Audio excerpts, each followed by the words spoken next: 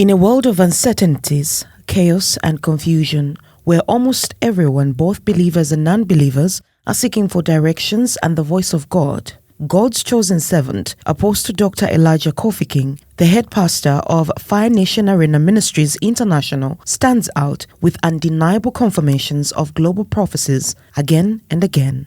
On the 22nd of December 2022, during his usual yearly prophecies of events in the coming year and beyond, he prophesied about an attempted coup and attack on the Russian president and his government in 2023, and these were his exact words.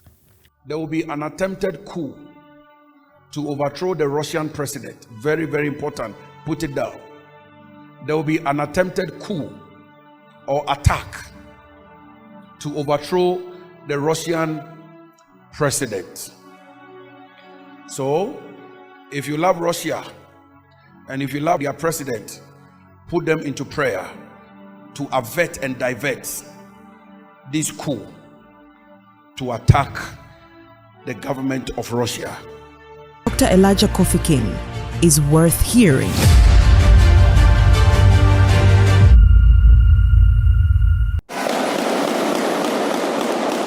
A weekend of chaos and drama in Russia. Mercenaries declared a mutiny and then called it off in under 24 hours.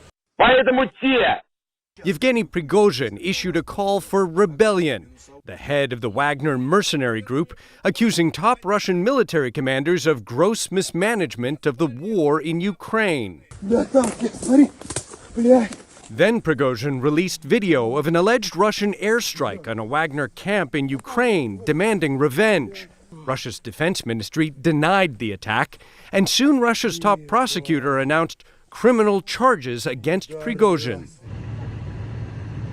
Then, in the early hours of Saturday, Prigozhin followed through on his threats, sending his fighters across the border from Ukraine back into Russia. Footage surfaced at dawn showing Wagner fighters surrounding the military headquarters in the southern Russian city of Rostov. Some locals stood nearby, watching. At around 7:30 a.m., Prigozhin was then shown dressing down senior Russian military leaders and issuing demands.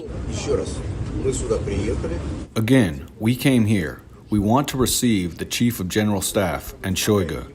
Until they show up, we are located here, blockading the city of Rostov, and we'll go to Moscow.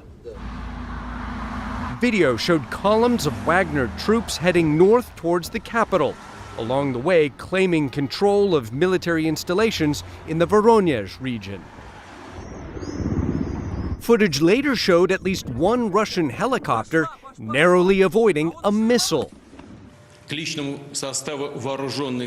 At 10 a.m. Moscow time, Russian President Vladimir Putin made a televised address to the nation, calling the rebellion a stab in the back.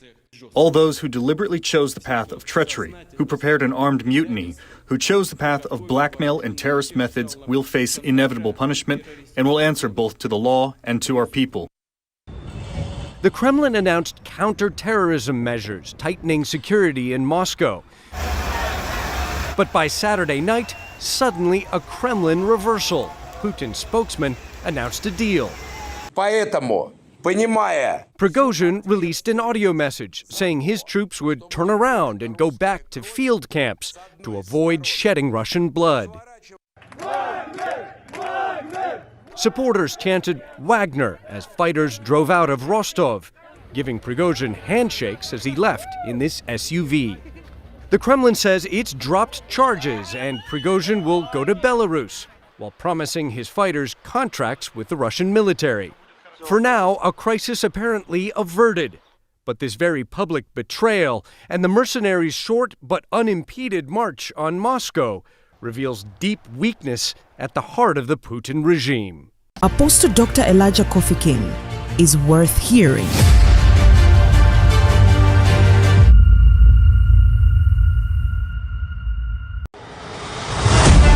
Fire One TV. Graced differently. Anointed differently.